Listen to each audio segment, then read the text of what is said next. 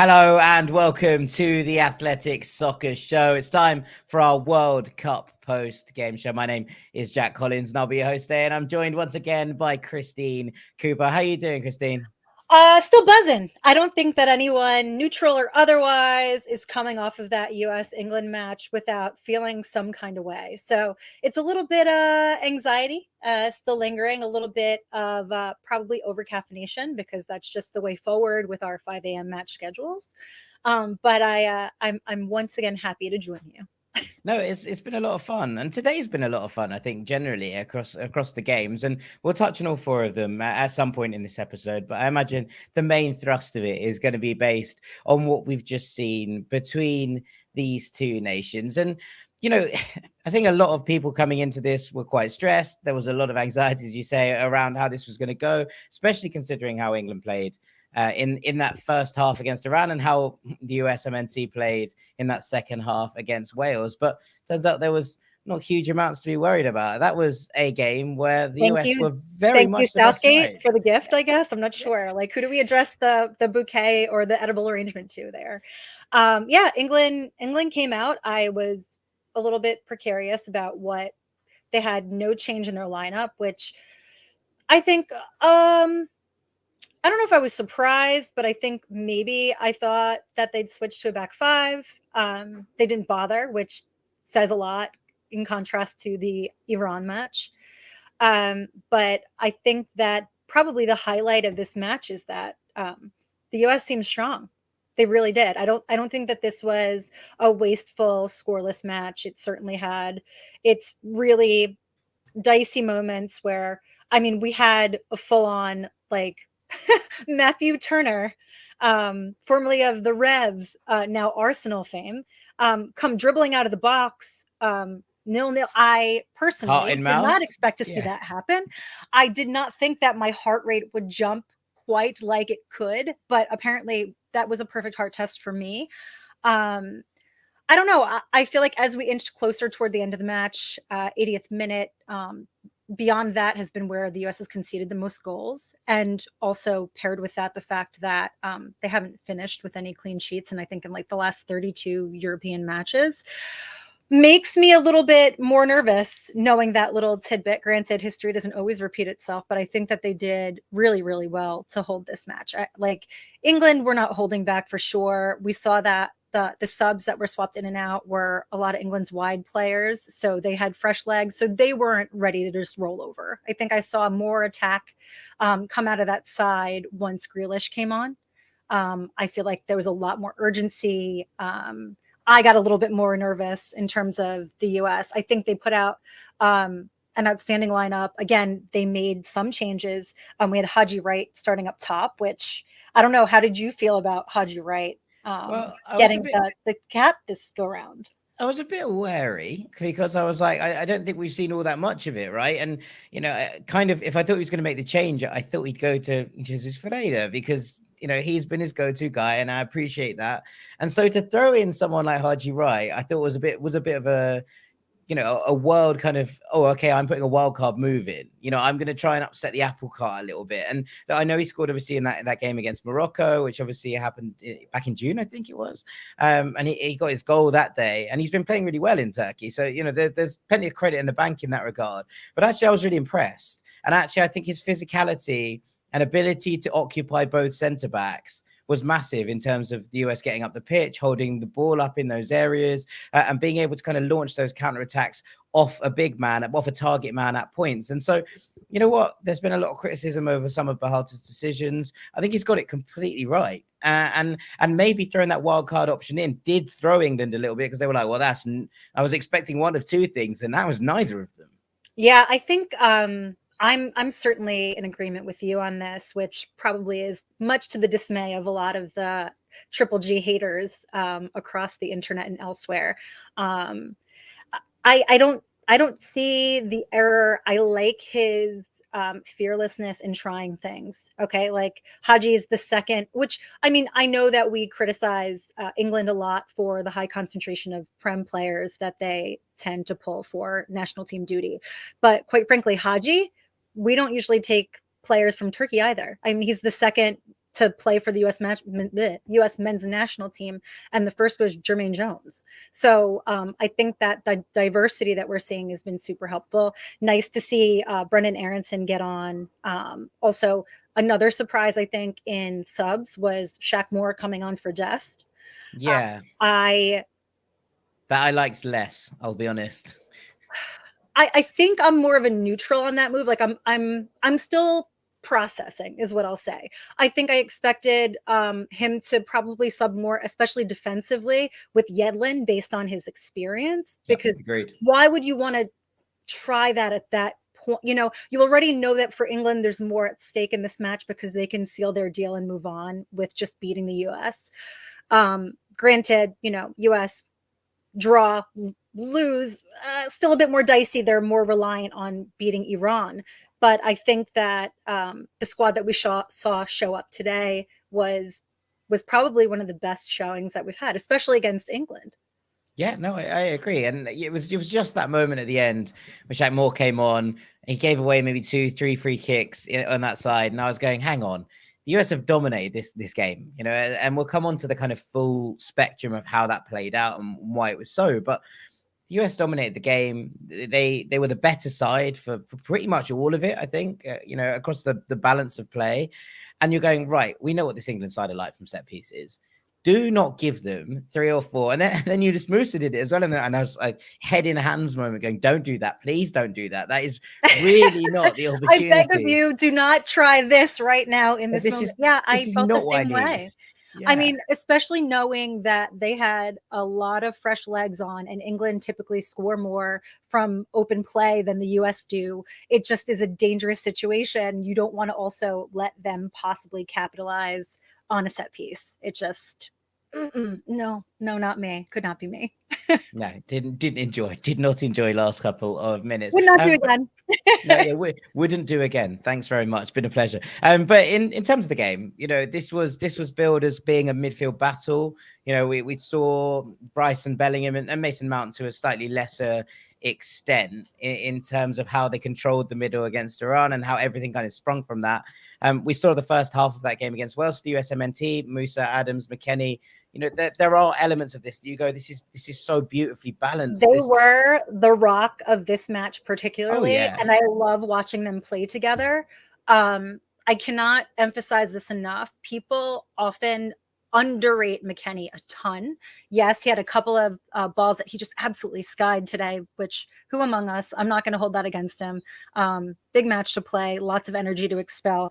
He is looking really good considering the quad that he's been dealing with for the last month, even from Juve.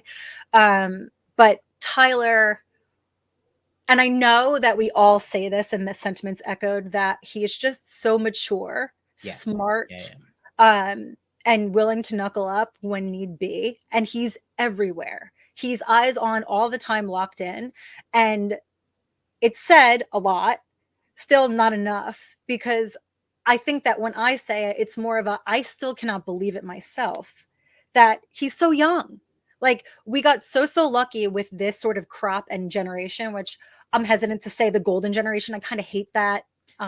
It also it heaps pressure onto players. You don't need to be a golden generation until you've won something, and then you're fine. Then you go right. Then like you crack let them on, be right? them. But right now, our midfield they're my favorite, absolutely hands down, and not just because I'm also a lifelong midfielder. So I think it's harder for me to give defenders their flowers, but I think that even that back line that Berhalter's been kind of tweaking is the optimal one for this tournament.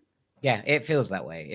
And there was a lot of nice things that went on in that back line. Now, Walker Zimmerman got a fair bit of criticism after giving away the penalty, and rightly so, I think. It was a slightly unnecessary challenge. And, you know, one of those moments you go, oh, that's just, no one needed that. Don't do that. But you look at this and you go, Tim Ream. I was really worried. Now I watch Tim Ream and Anthony Robinson every single week, right, at the Cottage. And we saw how Berhalter wants to use Robinson as kind of this kind of extra winger. He flies forward. He's so good on that flank, he's though. Unbelievable. He's unbelievable. I feel like, for me, at least the way that if we're doing like this is to that, like he is to that wing what Tyler is to that midfield. Like he just instinctively knows. And for me, at least, he instills confidence. I never have a problem on that side of the field. Obviously, the other side I get a little shaky with. depending upon who's on. But all in, I think that we finally figured out what the optimal special sauce is. Yeah, I'd agree because it allows Christian Pulisic to cut inside and get into those spaces where he can be dangerous. And I thought he had a really good game today, even if there were these little moments that you just were like, one more, or that last pass. There is that element, but I thought generally Pulisic was very, very good. I was just wary that Robinson was going to leave Ream exposed today, and we've seen how good that line is, where that England wing where Bukayo Saka is bearing down, where Harry Kane has dropped in. I was stressed about There Tim was Ream. one key moment, and it's funny because yes, I do just as a routine take notes through matches, but this is actually how prominent this is in my head. The one little cheeky back heel that Pulisic tried in the midfield that was a turnover that ended up at Saka's feet had me actually just like, no, like this is exactly what we don't need to be doing. I don't know why we would have done that. You knew that they were closing in on every inch of space that you had. Yeah. I know what his intention was. So unfortunately, both sides of that, right? When they get one off like that and you're like, ooh, that was saucy. When they don't, it's why did you waste that? And for me, it was the last thing that you want to do is have Saka winning a ball for fun in open In the space. middle. Yeah, absolutely carried it. Right, Luciano says, tuning in now. Thanks for tuning in. He said, how about Matt Turner? Guy turned up. And he did. This is, and one of the things today was not necessarily some brilliant stops, because I don't think there was loads of major saves from either keeper, but just the confidence instilled by him claiming crosses. And we talked about set pieces already. It just felt like he was in control pretty much all the time. Ball at feet, ball in hand, ball in the air. There were no worries about whether he was going to have the situation in his grasp. I think less the moment when he decided to dribble out, We'll which you take the almost dribble out never, ever, ever see from him. And I will circle back to that. Yeah, there weren't really any unsavable shots. He was very smart in his ball distribution. Lots of balls over the top trying to make it to Weah when he didn't think he could make it through the midfield. Super smart. When I get nervous with Turner is knowing, and I will say that he's improved greatly, outstanding with Arsenal. For sure, even beyond what he had at the Revs, and I know it was always like a work in progress, he was never good with the ball at his feet. And that's unknown. So whenever I see him sort of taking a little bit of his time, which I normally don't disagree with, but you knew that front line from England were starting to come in hot. Yeah. And that would make me very nervous. I think that his play has improved greatly. It's impressive. There's nothing to be mad at. But I think I haven't caught up to his confidence level yet. Yeah, no, I think that's fair. I think that's fair. And that dribble it was high in Mouse, because, if Mason Mount hadn't been running for about 50 meters already, I think there would have been a slightly tighter close there. If we were up even 2-0, I would have felt way better about that. But when you're still scoreless and it's anyone's game, one slight hiccup and it's a wrap. Yeah. Yeah. No, I feel you. I feel you. One from Rick Cardis here. Hi, Rick. He says, just join you both. I feel like the USMNT dropped points today. Is that fair? Because I think the US were definitely the better side. There was the major opportunities fell the US's way. I don't think there's going to be many people here who will look at this and go, oh, England have any right to feel more than pleased with a point. They would, if it was going to go one way, it felt like it was very much going the USMNT's way. Yeah, I think that before the match even started, a lot of people were leaning into the expectation that would probably be a draw, with it being 1-1. And also in many cases, the best case scenario for the way that this match could play out, because in the past, the last time that they played England, even as a friendly in 2018 Russia, they lost. So, expectations, I think, have been managed fairly well, even across the fan base. I think that everyone kind of knew the US winning going into this was a little bit lofty, but possible, especially with this squad. But quite frankly, like, England came out pretty flat for me. I don't think we saw much out of Kane. I was more worried after the last match with Iran about Bellingham, and even they kind of neutralized each other. There was a very lackluster performance for a typical England squad, I think. Yeah, but I do, and this is what I kind of alluded to earlier on. I do wonder if it was just being unable to cope with how the US came out and set up. It was pretty much, we'll sit off and let you have the ball until you get into the start of the US half. You can knock it around the back all you like, and I'd hesitate to call it a deep block because it wasn't. I don't think it wasn't. It No, wasn't the but US like it sitting in and certainly waiting for it. was like marking lines in space. And I think that they did that really effectively. I think it Yeah, was it was. smart against It was England because compact, if organized. they start sending people out wide, like, and you're actually man marking, you're going to get hemmed up eventually, especially just the way that they play. Yeah, Um, but you look at the way that the US countered, and all of the greatest threats came from that counter press, right? It came from the counter punch. It came from Christian Pulisic skipping down the wing. It yeah. came from those opportunities to switch play and get Tim Weah in that vertical line. I've really enjoyed how the US played because they set up, they looked at where England had fallen a little bit apart in that Iran game, finding those spaces between the centre backs and the fullbacks. They exploited those channels and create the better chances. That's where I was. It's a really impressive performance. Yeah, I mean that's gaming, right? That's strategy. You use what you have. I know that a lot of people are arguing that the thing that the U.S. side is missing is like that one true striker, which is true.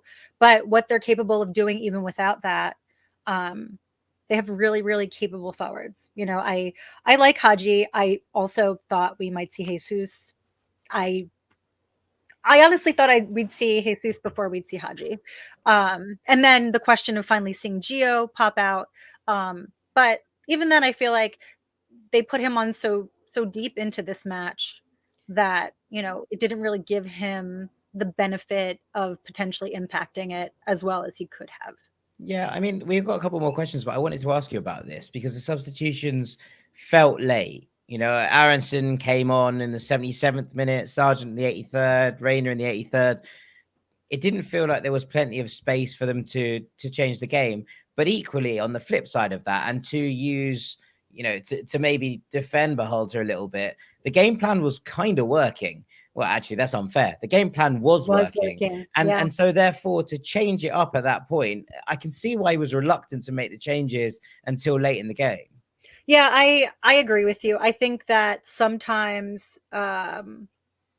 subbing but for the sake of subbing and feeling like it's a bit rushed and you feel like you've just crushed some momentum, or negated any of the chemistry on, like, it's going to take a few minutes to get up to speed, essentially, just especially depending upon who you're subbing on and off.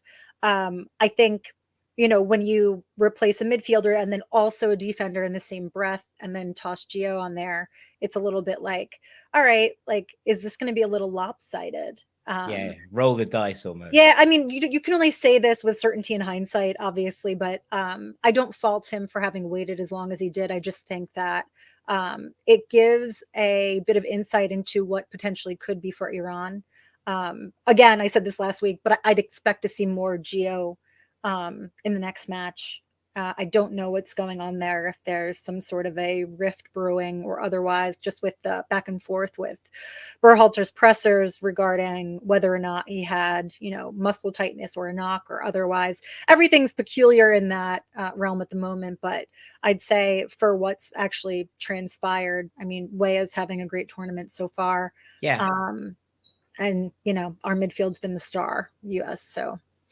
I mean, we had comments on both of these. Luciana said, I'm really pleased with Timothy Weah in this World Cup. And Iram said Tyler Adams has been great in both games, definitely been the player of the tournament for us so far. I think both of those things are fair. And, Weah gives that element of stretching the play that perhaps is the difference here. And, you talked briefly about having a bona fide number 9. And I mean, there aren't all that many brilliant number 9s across the world, I would say, who can do all of the elements, who have the whole right. Like, package, are who we can actually, stretch. are we evolving beyond a true 9 in modern football would be Yeah. a question that I think could be argued both ways. I mean, if you look at it and you go, across Europe's top 5 leagues, Champions League, etc., how many complete number 9s are there? Say 4 or 5. You're not talking about many who have everything in abundance. And of the next generation coming through, you're not talking about all that many either. There's lots of questions to be had there. So what you do is you try and get the little bits in various ways. And actually, Haji Wright today, I thought, did the hold up play really well, and Tim Weah gave the verticality. and the kind of getting in behind elements. And Christian Pulisic came okay, I can hold the ball, I can dribble around, I can wait for those opportunities to open up a little bit better. And so I think that's what you do now with a forward line. You try and make the different component parts work to create yourself an all-round goal-scoring threat. And I feel like the US had that. Yes, the ball didn't go in the back of the net, but on the whole, it felt like all those parts were in full working order. I think we can all agree, though, they really need to work on set pieces. Oh, yeah. Oh, yeah. I don't know what's happening in camp when, this isn't a World Cup cycle, but what in God's name? I just... The slew of 5 corners in a row, I was like, I'm going to bang my head against the wall. How are they so good at so many aspects of this game? And then suddenly it's like the things that you start practicing at like age 5 that you're like, there's a deficiency where? You're telling me... Oh, capitalize on the chances that present themselves, but somehow they squander them every time. Yeah, it did feel like one of those things. He's just like, please make this work. Like, there's nothing even like hugely wrong with how the set pieces are. They're flying in fine, they're reaching good positions at times, and there's just something doesn't seem to be magnetized for them at the moment. So maybe next time it'll click. Rick says this is going to be a big task against Iran. Will they sit back and be satisfied with the draw, or try and catch us on the counter for the win? I'd argue both. But in terms of how this works, and you just talked about Gio Reyna, is this going to be a question of picking the lock early and trying to kind of bait them out of the trap? Because the last thing you want is to be banging on the door in the 89th, 90th minute, relying on set pieces. Yeah, no, that's actually a nightmare scenario that could unfold. I wouldn't even want that on... I would not wish that. No. We're not even going to put that into the air. I honestly think that the way that the Iran squad are, that they probably will be pressing for a win. I think that they will be less than satisfied with a draw, irrespective of how everything plays out. They're just not. That's just not how they play. It's not their style. It's going to be an interesting match. I don't think that anyone should be discounting Iran at all. I think they have a lot of talent in their squad. Yeah, very good side. Yeah, I think that people want them to be a little bit more of a pushover than they actually are.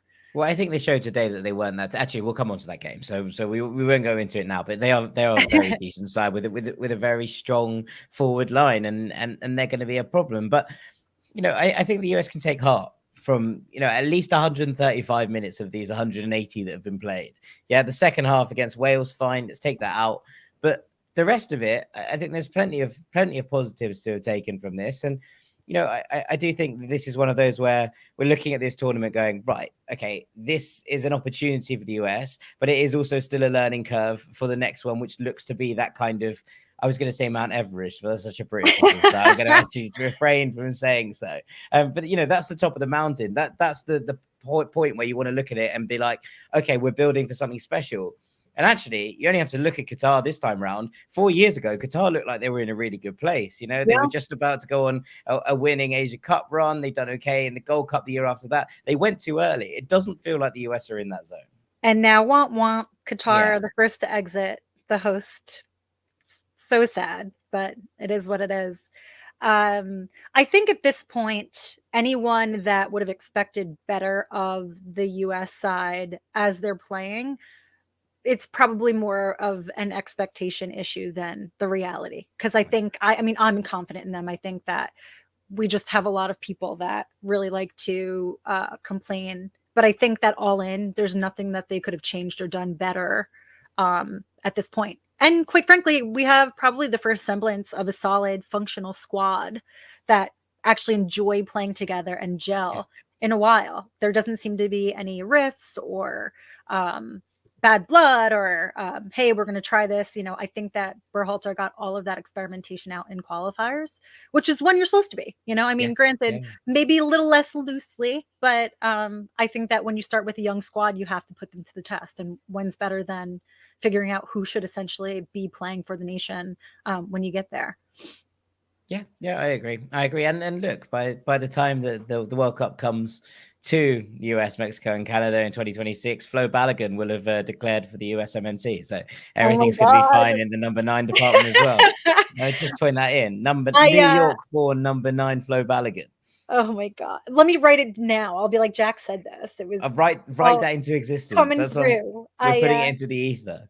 I think the other thing is that's prevalent, I mean, all week, irrespective of the match, is these like non-calls or bad calls or questionable calls by the refs. And I don't like doing the whole like, oh my God, refs are bad thing, but it's certainly impacting matches. You know, we saw in US England, Weah got studded on a late challenge, non-call. And I feel like that was closer to being a yellow than a non-call. In that instance, and it's kind of like, all right, like how many of these are we letting fly by, when, you know, on the inverse of that, we have probably the reason for the moment chosen for those subs with McKenny and Dest coming out is that they're both on yellows. Yeah. So like that probably was more of a consideration than I think probably them at that moment, but I'm not Greg, so I'm not going to definitively decide that for him, but we'll leave that to him. We'll leave that one to him. Right, we'll come back. We'll circle back round in the US, but let's go to Wales versus Iran from earlier today. This was pretty special, actually, from Iran because, you know, sometimes scorelines flatter you. Sometimes things look better than they are. This didn't.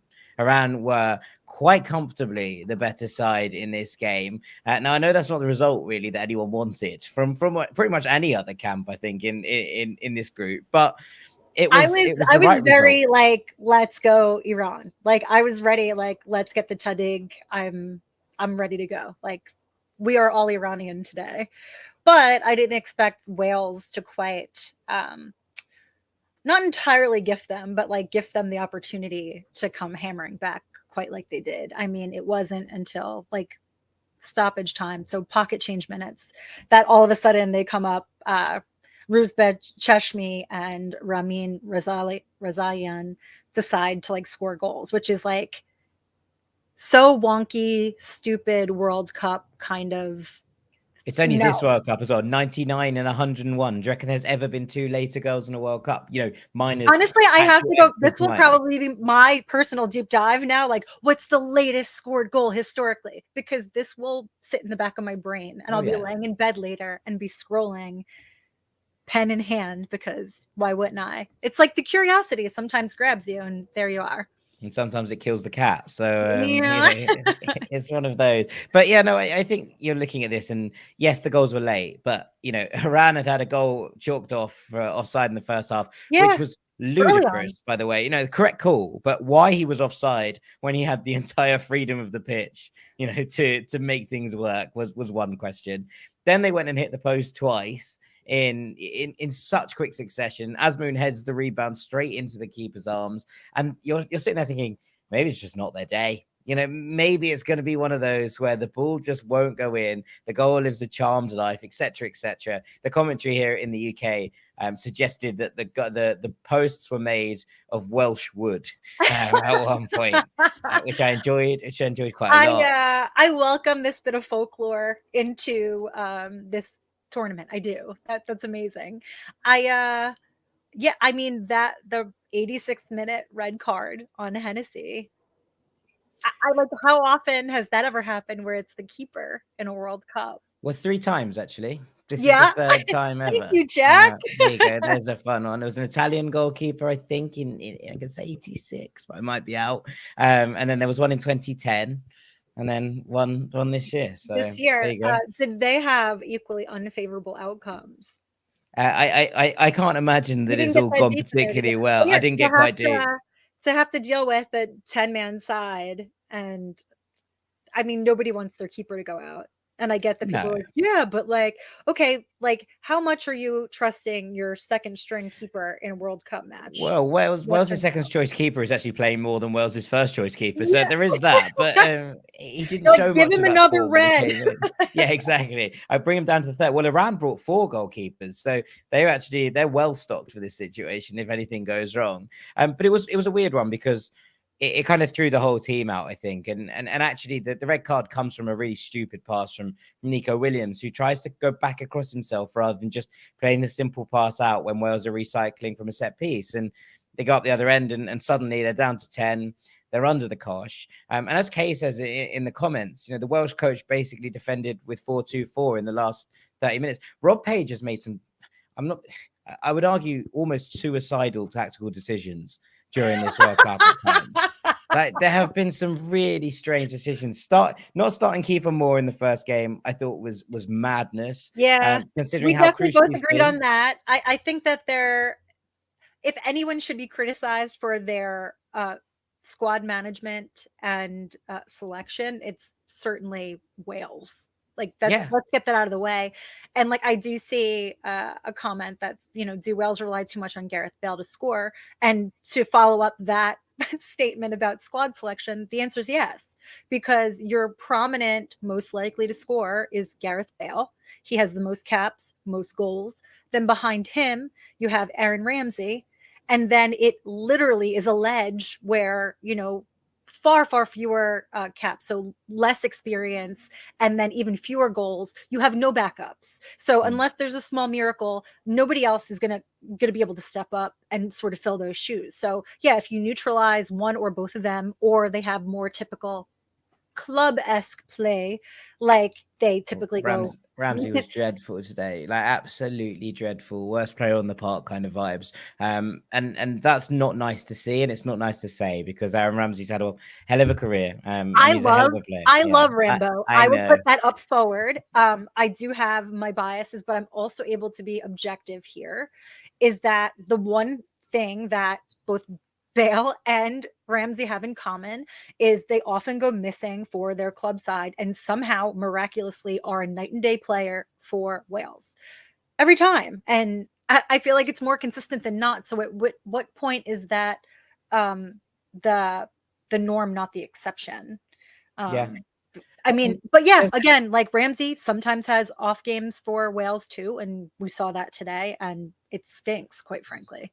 Yeah, it felt like there was a gaping hole in the middle of the Wales midfield, and that 4-2-4 in the last 8 minutes wasn't helped by the fact that one of them was Ramsey, who basically wasn't doing anything. Ethan Ampadu with the impossible task today of anchoring in midfield. Okay, 4-2-4 fail. Yeah, it didn't work. Like, God bless. I hope that you are minimally embarrassed at the end. That only works if you're Brazil, and both of your fullbacks stay exactly where they are and don't go rampaging down both sides. So it's going to be very interesting. But Iran very, very good, and it takes us back to this question now, because this group is set up relatively nicely, right? And I don't think anyone had it pegged like this after 2 games or 2 match days. England are 4, Iran have 3, the US have 2, and Wales have 1. That's a decent standing going into a final day, because it means that no one's out, although it would take a minor miracle for Wales to qualify at this point. But generally, I think that there's a lot here that you're looking at and going, okay, I like a final day like that, because everyone's got to play for something. And actually, the worst thing in the world could have been for Iran and the US if England had qualified, had rolled over, played the B team, and they have to have it now. And I don't think that would have happened because of local rivalries, etc., etc., etc. But that's what you don't want to see on the last day of World Cup. You want everyone playing for everything up to the last day of the group stage. Right. I mean, you want everyone to be as engaged and have the same amount of skin in the game. I just think that for me, a lot of the chatter once Iran had beat Wales was this shift, like, oh, good. Iran should be this cakewalk. That's a much more favorable match for us to play as the US to. I don't see how you can think that after they've won a game. Listen, crazier things have been said on our internet. US Twitter. Yeah. But I would definitely urge people to take Iran more seriously. Team Melli are not slouches. So I think that you should approach that the same way that they're coming into this England match, that it's a viable threat. Play like you have absolutely everything to lose, and see what shakes out. But given the state of what we've seen now, match over match for the US, feeling fairly confident in them as a squad. So yeah. Well, I mean, I don't think whatever happens, unless this becomes a walkover, or unless this goes disastrously wrong. I mean, of the crazy upsets that we've had so far already, 1 week in, I can't rule anything out, although that would be the nightmare scenario. No, of course, but unless the USMNT literally do not turn up in the last game, if this turns out to be a 1-1 draw and it doesn't get over the line, right? But it's a performance of quality that we've seen so far. I don't think anyone's going to look back at this and be like, that was a terrible World Cup, because one, you go down as one of the unbeaten sides. There's only been one side ever that's gone unbeaten at a World Cup, and not won it, and that was New Zealand in 2010. Mhm. So I mean, look, you go into the folklore books, but on top of that, I think you're looking at that and go, that's 3 decent performances, and look, it's not the outcome that anyone's looking for, but there's credit to be taken from that. I think whereas going out in a different way with poor performances is a very different question, and that's the difference between coming out with heads held high and being like, we actually gave this a real go, and coming out being like, oh, we really messed that up. For sure. I think that there's much to be said when the squad looks deserving and are playing like they should be in the World Cup. And I don't think, I mean, short of maybe like a couple of snoozy matches, we haven't really had that. Even Netherlands, Ecuador, Netherlands still a shadow of the squad that they were this tournament, but less flat than their prior match. Yeah, I mean, we can talk about that game very briefly, because I thought Ecuador were excellent, and that's the other thing. There's all this chat about teams not performing, and there is elements of that at times. I think you look at Argentina second half, you look at Germany second half, fine. Mm. People will look at this result and go, that's a bad result for the Netherlands. This isn't a bad result for the Netherlands. They were lucky to get a point. And actually, when you look at those results, you look at how good Japan were in that second half, you look at how good Saudi Arabia were in that second half, and you look how good Ecuador were across the 90 here. And actually, I think people do disrespect to these kind of results by going, oh, that's a ridiculous upset, when actually Right. the play was very No. much in Ecuador's favor. We had hit on this the other day, that Ecuador are a much stronger squad, and that they were essentially playing down a bit last match, and you saw that today. They have a flair that's like distinctly Ecuadorian. Like, they're fun to watch. They're a fun squad. They're quick. The ball at their feet. They're dancing. It's just pretty football. But yeah, they gave Netherlands the work today. So I don't know. It's going to be interesting. I didn't really dig too deep into Ecuador's history or more recent history with World Cup, but like, it'll be interesting to see what exactly transpires there in that group. Well, it's going to be interesting, because I would say that on the balance of this group so far, now obviously a lot rides on that Ecuador-Senegal game, but the balance of this group so far, these are the 2 teams that we think we're going to see in the round of 16.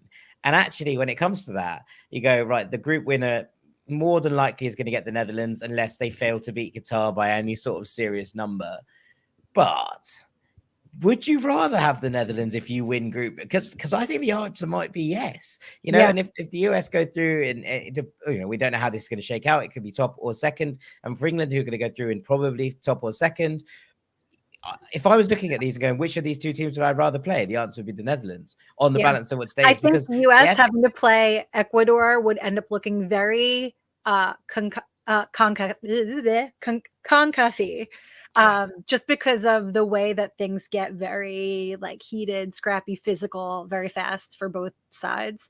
I think I'll take Netherlands if that is the trajectory in which we're moving. Yeah, which is mad, and I don't think anyone would have been saying before this World Cup kicked off. We'll finish with just a brief touch on Qatar against Senegal. Qatar finally got their goal. They finally got shot on target in the World Cup. The first goal scored.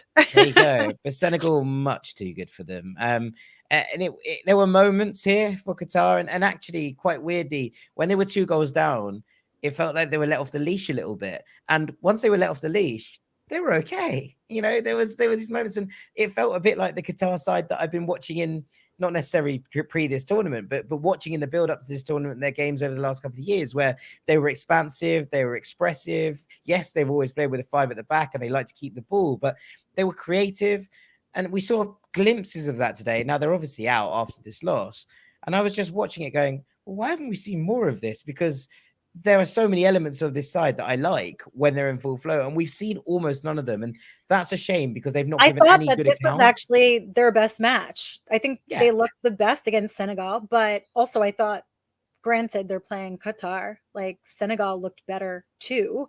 And once Qatar scored that goal, I felt like Senegal had this kind of like, oh, you thought? Because right away they went hammering back and they then shifted the scored gear another stick goal. up one Yeah, and like then it shifted was it back like, down again. oh, haha, you thought that you were gonna get one over on us? Okay. Like it was a very like, let me stuff you in this trash can right now kind of Yeah, move. yeah. But it made for a much more exciting match. Senegal like did what they did. They have, I mean, big Koulibaly fan, so um, I'm always rooting for him. Would like to see where they can go with this squad. Yeah, I mean, look, we talked about 4-2-4s. This was a 4-2-4, and it worked. But I suppose when you're talking about different levels of opponent here, Maybe when and you're playing also, guitar. but also their two in the middle was Idrissa Kanagay and Nampalys Mendy. It was like two of the like most workhorse little midfielders in the middle who are Yeah. going to absolutely shift around for you and get the job done. And I Mendy like that. absolutely had a nice shift. Yeah, they I were think good, there's really good. a lot of talent on that side that hasn't really gotten to do their thing yet. That we Yeah, usually see in like regular club play. I think a lot of people looked at this Senegal side and thought, without Sadio Mane, they're going to struggle. And look, they do look less. Fair. Yeah. They look more toothless without him, shall we say? But naturally, Bouli Dia is a good goal scorer. Bomba Dieng came on and scored. Iliman Ndiaye, I think, is having a brilliant season with Sheffield United in the I think the Championship. thing There's a is lot to like like. Sadio Mane is just one of those special players. So like of course you're going to feel that absence. You're not Yeah. going to have a 1-1 replacement for him. And it's fair to be like, okay, but that doesn't mean that we're not a squad that you should be fearing a bit. Yeah. No, they're a very good team. They're a very good team. Right, let's close things off by going back to the US. Generally, I think we've talked through most of it, but just your kind of overwhelming emotion about tonight, Christine. Is there an element of disappointment, or is that just a game where you go, yeah, we did a lot right there? I don't think I'm disappointed at all. Obviously, like I kind of bounce back and forth between like emotional brain and then also logical brain. And I think today's performance, squad all in, the outlook, I'm optimistic. I think I'm pleased with their performance. I thought they today looked like the better squad, which is, I mean, what more can you ask for? Yeah. In contrast with an England side that's far more seasoned. I think the road forward is good. I just, how else can you possibly improve? Think about like 2026 with this squad finally getting all of their bearings together. I think that they'll be a major threat. I think they're getting there now, but I think that this will be a good test. Yeah, absolutely. Good, excellent. Well, a good night for the US, even if it wasn't the win that some were hoping for. This has been the World Cup post-game show on the Athletic Soccer, and all that's left for me to do is say thank you to you all for your questions and for tuning in. Thank you so much to my co-host, Ms. Christine Cupo. Thank you, Jack. A pleasure, truly. Look forward to our next go. Yeah, absolutely. It always is a pleasure. I've been Jack Collins. We'll be back over the weekend talking about all things World Cup here on the Athletic Soccer. Thank you so much for tuning in, and we'll see you shortly. Take it easy.